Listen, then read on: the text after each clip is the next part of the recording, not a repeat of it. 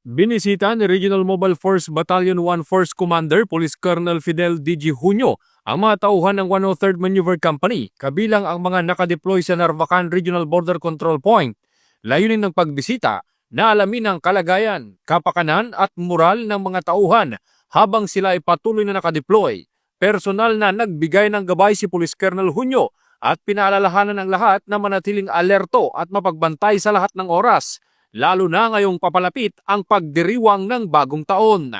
Binigyang diin din ng Force Commander ang mahigpit na pagpapatupad ng mga safety protocol at ang mahigpit na pagbabawal sa indiscriminate firing bilang bahagi ng pagpapanatili ng disiplina at pananagutan upang masiguro ang kaligtasan ng publiko sa panahon ng selebrasyon.